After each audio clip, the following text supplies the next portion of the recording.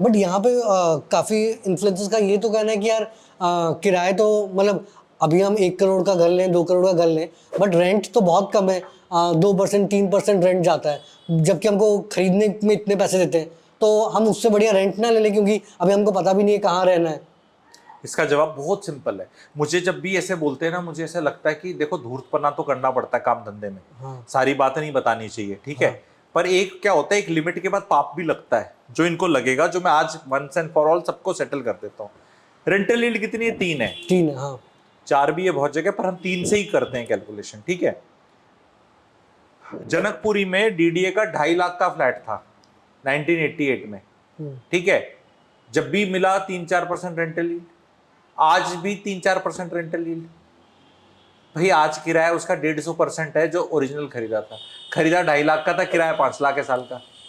लेकिन 30-35 साल कौन बात करेंगे, पेशेंस तो है नहीं, ग्लोरी आज चाहिए, हाँ ग्लोरी आज चाहिए। मैं इसको और छोटे भाग में डाल देता हूं, अगर मेरी प्रॉपर्टी 7-8 साल में डबल हो रही है और रेंट मेरा सेम रह रहा है, तो ओरिजिनली मैं रेंटल लीड 6% बोलूंगा। अरे नहीं ऐसे नहीं, वो आज के 1 मिनट फिर दोबारा करते हैं। एनएचपीसी एक शेयर है, खरीदने के लिए नहीं बोल रहा किसी को, एग्जाम्पल ले रहा हूं मैं, जैसे खरीदे। अगर अगर मेरे को रेंटल यील्ड आ रही है डिविडेंड सॉरी ओरिजिनल वाले पे 15% या 20%, तो वो ओरिजिनल पे ही मानूंगा ना मैं, उसकी इतनी आ रही है क्योंकि मैंने उतने नंबर ऑफ शेयर्स रखे हैं।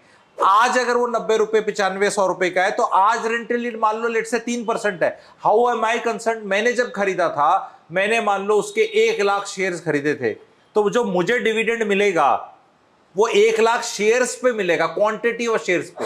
डिविडेंड कभी भी आपको आपने इन्वेस्ट क्या किया उस पर नहीं मिलता है, शेयर्स पे मिलता है, फेस वैल्यू होती है। वो बेसिक चीज जानते हैं सब लोग, 99% लोग जानते हैं, जो नहीं जानते अब वो थोड़ा एजुकेट करना पड़ेगा। तो कोई भी शेयर मान लो 10 रुपए का है, कोई बोलता है 30% डिविडेंड, तो इसका मतलब 3 रुपए मिल रहा है उसको, एक एग्जाम्पल 10 क्यों फेस वैल्यू पे मिलता है।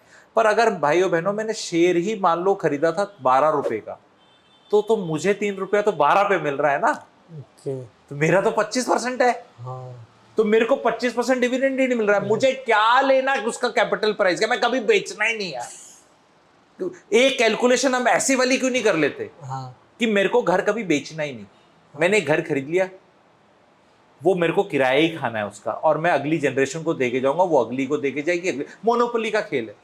और ये किसने कहा भाइयों बहनों, जो उसका किराया आ रहा है उसको म्यूचुअल फंड में नहीं लगाया जा सकता? ये किसने कहा कि नहीं रेंट तो, आप तो ना लोन 9% 10% कर देते हैं जब 8% लोन चल रहा होता है, 2% ज्यादा कैलकुलेशन करते हैं, इनकम टैक्स ही रेगुलेट करते नहीं, रेंट को हमेशा ही 3 पकड़ के चलते हैं। और लोगों मेंटेनेंस बहुत मांगेगा, अरे भैया मेंटेनेंस, सारा रेंट में मेंटेनेंस चला जाता है क्या?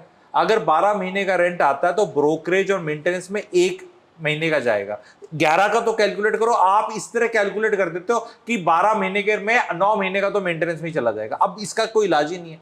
मैंने अगर घर बनाया है, अपने हाथों से बनाया है, बढ़िया बना हुआ है, कुछ भी मेंटेनेंस नहीं है भाई। मेंटेनेंस उसको किराएदार को दे रहा, कुछ तोड़ा तो वो पैसे देगा ना, मेंटेनेंस भी वही दे रहा है। आप बताओ क्या कर लोगे? मेंटेनेंस के बाद की रेंटल लीड बता रहा हूं, ये भी कैलकुलेट कर लो। नहीं आपको फिर प्रॉपर्टी टैक्स, तो यहां टैक्स नहीं देना पड़ता बाकी जगह। और रेंट पे प्रॉपर्टी अगर 3 नामों में है और उसमें घर की 2-3 महिलाएं हैं जो पैसे ही नहीं कमाती, तो उसमें रिबेट नहीं मिल रहा। आपको रेंट अगर 100 रुपए मिलता है ना अर्नब, तो 70 ही गवर्नमेंट काउंट करती है, 30 रिबेट है। कौन से किसी प्रोडक्ट में है? अगर आप एफडी भी करते हैं ना अर्नब, तो 6% अगर आप कमा रहे हो और 1 लाख रुपए आप एफडी का कमा रहे हैं, ध्यान से बहुत बड़ी चीज बताने वाला हूं मैं अभी।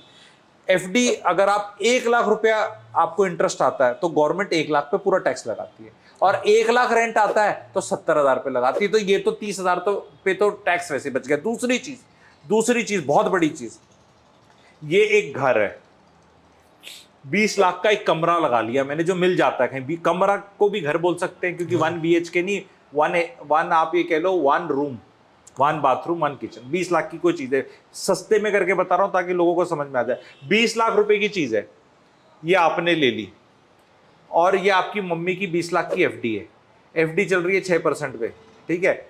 और इसका फुली फर्निश करके 6% छोटे वालों में आता है रेंट। जैसे जैसे आप घर बड़ा कर दोगे तो रेंट 3%, जितना महंगा है जितना सस्ता है उस पर आता है। तो इस पे 10,000 रुपये मेरे को मिल रहे हैं, इस पे भी मुझे 10 मिल रहे हैं, ठीक है। मैं कैलकुलेशन सेक पे कहता हूं इसमें कम मिलते, पर अभी के लिए हम कंपेयर कर लेते हैं कि भी 6% 20 में मिलता है तो 1,20,000 मिलता है, इसको 10,000 किराया मिलता है महीने का तो 1,20,000 मिलता है। अब ध्यान से देखना जादू, आपकी मम्मी कहती है कि मुझे अपनी एफडी बढ़ानी है, मुझे पैसा लेना नहीं है, तो अगले साल एफडी होगी 21,20,000 की। हाँ आप कहते हो मैं तो रेंट लूंगा, रेंट आएगा, तो आपके पास रेंट आ गया। अब मेरा ये पूछना है कि क्या 1 साल बाद ये 20 लाख रुपए की कीमत बढ़ेगी? बढ़ेगी। क्या 5% 6% बढ़ेगी? क्योंकि सीमेंट महंगी हो रही है, Correct. सरिया महंगा हो रहा है, लेबर महंगी हो रही है, जमीन महंगी हो रही है, सब टाइल महंगी हो रही है, सब कुछ ही तो महंगा हो रहा है।